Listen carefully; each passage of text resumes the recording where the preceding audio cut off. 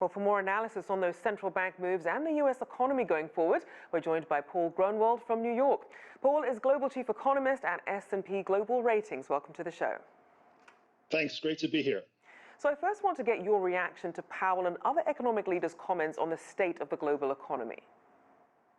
Yeah, I think they were pretty much in line with expectations. We heard Chairman Powell give a pretty upbeat assessment. The U.S. economy continues to recover from the depths of COVID. We've got the unemployment rate down to 5.4%. There has been an uptick in inflation, more than expected, but still largely temporary. And as you mentioned, signaling that tapering may begin later in the year. But overall, I thought it was a pretty positive assessment for the U.S. and markets seem to like it. So there we are.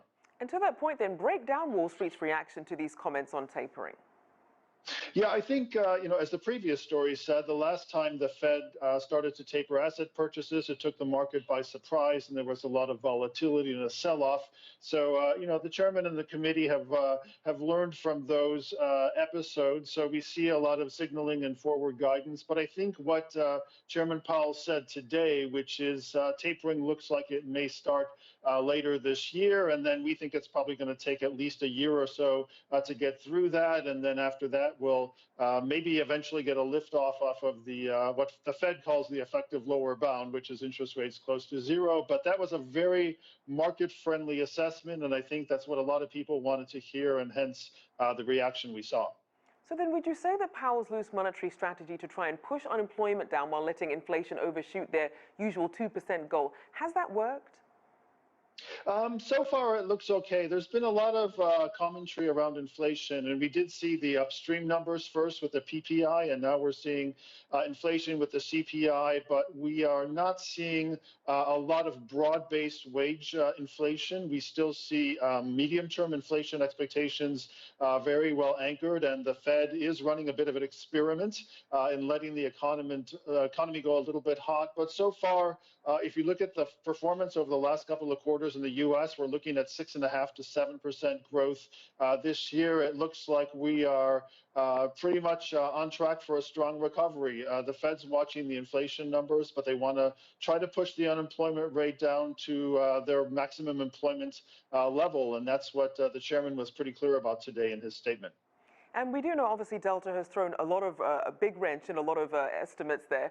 We know that some economists are still looking at supply chain disruptions, fast-growing demand, shortages of labor and supplies, and they think that we'll continue to see that pressure on inflation well into 2022. How likely is that timeline versus Powell really looking at it to subside by the end of the year? Yeah, I mean, it's kind of a tricky call. As you mentioned and your colleagues have mentioned, we've seen inflation higher than expected for a number of reasons. We've seen it in the chip sector. We've seen it in lumber. We've seen it in used cars. We've seen it in the sort of the service sector of the labor market. But again, a lot of that doesn't seem to be particularly fast or particularly strong base. I think it's pretty clear that inflation has been higher than what the Fed expected. They were expecting a bit above 2, but certainly not 4 to 5. It may last a little bit longer above the 2% medium-term target, but broad-based persistent inflation that would require the Fed to move early, that's still not our baseline scenario. I don't think that's the market's baseline either. And I also want to look at the domino effect. We saw that the IMF says that failure to help poor countries fight COVID could cost the global economy $4.5 trillion. What factors should economists be looking at to determine the impact of the Delta variant when it comes to the U.S. economy? What should we keep an eye on?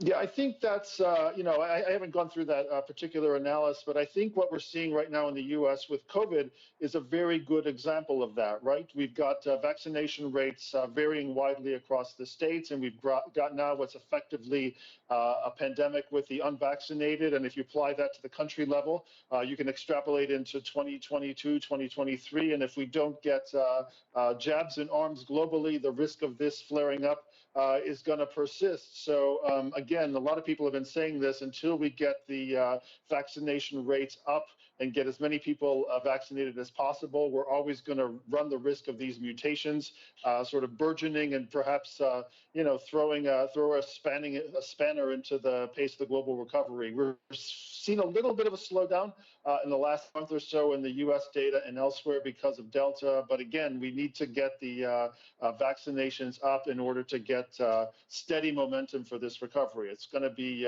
it's here already in the U.S. It's coming in Europe. For the emerging economies, it's going to take a bit longer.